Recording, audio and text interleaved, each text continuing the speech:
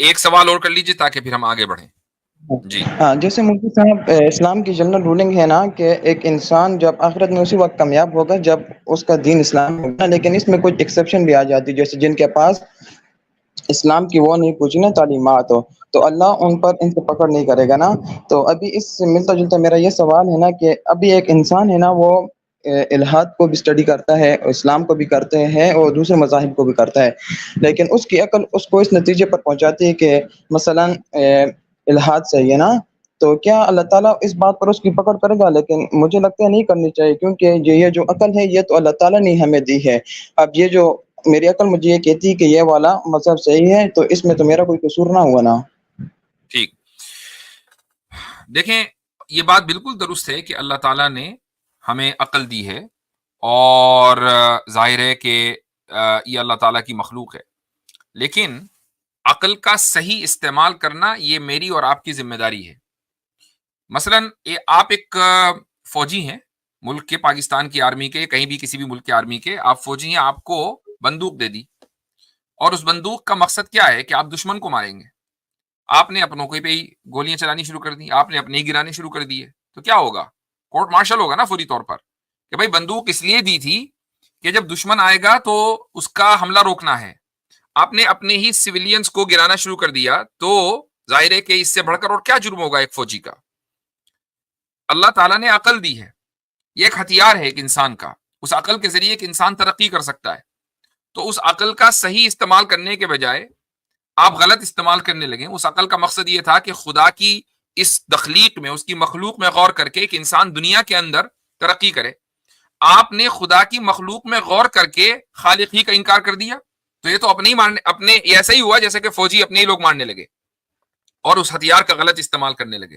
تو ظاہر ہے کہ اس کو سزا دی جائے گی. ایسے ہی ایک آدمی اگر یہ کہے کہ مجھے عقل دیے، میں الحاد اور اسلام دونوں کا مطالعہ کر رہا ہوں، مجھے لگتا ہے کہ الحاد makes more sense, atheism makes more sense, تو اس نے اپنی عقل کا غلط استعمال کیا، اور جب عقل کا غلط استعمال ہوگا تو اس پر سزا بھی ہوگی.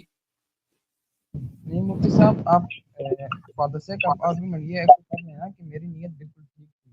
تھوڑا سا یعنی آپ کے مائک میں کچھ پرابلم ہے، تو اس کو نہیں فون مفتی آپ قریب کیجیے. جی نہیں مفتی صاحب، اگر فادر سے کا آرگومنٹ آپ یہ اگری کر لینا کہ میری نیت بالکل صاف تھی، میں سچائی تک پہنچنا چاہتا تھا، لیکن عقل تھوڑی سی میری ناقص ہے، میں تھوڑی نوک جھوک ہو جاتی ہے، تو اس میں تو میرا کوئی قصور نہ ہوا نا. ناقص عقل ہونا اور عقل کا غلط استعمال کرنا دونوں میں فرق ہے.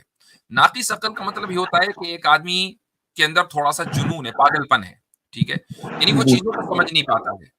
تو اگر وہ سمجھ نہیں پاتا ہے تو اس کی ظاہر ہے کہ اکاؤنٹیبلٹی نہیں ہے، یہ بالکل ایک الگ چیز ہے. لیکن ایک آدمی کو عقل پوری دی گئی ہے، البتہ وہ ایموشنل ہے یا واٹ ایور جو بھی ریزن ہے، اور اس کی وجہ سے وہ غلط رزلٹ تک پہنچتا ہے، تو یہ ایسا ہی ہے کہ آپ کے پاس ہتھیار ہے اور آپ غلط جگہ اس کا استعمال کر رہے ہیں. تو عقل، اگر آپ یہ سمجھتے ہیں کہ عقل میری پوری، میں پاگل نہیں ہوں، میں بہت سی چیزوں کو صحیح طریقے سے سمجھ سکتا ہوں، تو آپ اس کو بھی صحیح سمجھ سکتے ہیں. اصل یہ ہے کہ آپ کو عقل استعمال کرنا صحیح کسے کہتے ہیں یہ آنا چاہیے. مثلا بنیادی چیز ہے وہ یہ کہ آپ مذہب کے تعلق سے شک میں مبتلا ہو جاتے ہیں، شبہ میں مبتلا ہو جاتے ہیں. میں پوچھتا ہوں کہ کیا آپ سائنس کے تعلق سے شک اور شبہ میں مبتلا ہوتے ہیں؟ ہوتے ہیں یا نہیں ہوتے؟ نہیں ہوتا. ہاں، کیوں نہیں ہوتے؟ جبکہ آپ کو سائنس کے تعلق سے زیادہ شک میں مبتلا ہونا چاہیے. اس کی وجہ یہ کہ سائنٹسٹ میرے اور آپ جیسے لوگ ہیں، اور جھوٹ بھی بول سکتے ہیں، وہ اچھے بھی ہو سکتے ہیں، برے بھی ہو سکتے ہیں، سارے کام کر سکتے ہیں، اور سب سے بڑھ کر یہ کہ جھوٹ بول سکتے ہیں. ان کے اپنے دنیاوی مفادات ہو سکتے ہیں. میں ہرگز یہ نہیں کہہ رہا ہوں لوگ مجھے میری اسکرپٹ کو کاٹ کرنا چلا دیں کہ بھائی ہم تو سائنس کے خلاف ہے. سائنس کے خلاف نہیں ہے، ہم اس پاسبلٹی کی بات کر رہے ہیں کہ سائنٹسٹ کا کہا ہوا پتھر کی لکیر نہیں ہوتا، وہ بدل بھی سکتا ہے، وہ غلط بھی ہو سکتا ہے، سائنٹسٹ جھوٹ بھی بول سکتا ہے، ہزار پاسبلٹیز ہیں. تو یہ ساری پاسبلٹیز کے باوجود آپ سائنس پر تو ایمان لے آئے اور خدا کے اوپر ایمان نہیں ہے. تو جہاں پر آپ کو شک کرنا چاہیے اور جہاں پر آپ کو اسکیپٹک ہونا چاہیے، اس کو چھوڑ کر آپ خدا اور مذہب کے تعلق سے شک کا شکار ہو رہے ہیں. تو اس کا مطلب یہ ہوا کہ عقل تو پوری تھی لیکن عقل کا استعمال صحیح نہیں تھا. اور پھر یہ سامنے سے اگر کوئی بندہ آرگیومنٹ کرے کہ میں اسلام کے اوپر تحقیق کر رہا ہوں یا دیگر مذاہب پہ کر رہا ہوں انکلوڈنگ اسلام، لیکن الحاد کی طرف زیادہ انکلائنڈ ہو رہا ہوں، تو میں سمجھتا ہوں کہ عقل کا، اچھا انہوں نے کہا کہ عقل کا استعمال کر کے الحاد کی طرف زیادہ انکلائنڈ ہو رہا ہوں، تو یہ خود عقل کے خلاف ہے، کیونکہ الحاد آپ کو یہ سکھاتا ہے کہ دنیا خود بخود، کائنات خود بخود وجود میں آئی، اور اسلام یہ سکھاتا ہے کہ کسی کریٹر نے اس کو بنایا ہے، اور کیسے بنایا ہے وہ سائنٹیفک ماڈل کے تحت بگ بینگ کا ایک ویو ہے، ٹھیک ہے، اب وہ کریکٹ ہے 100% یا نہیں ہے، لیکن ایک کیوس سے ایک ڈسپلن والی کائنات وجود میں آ گئی.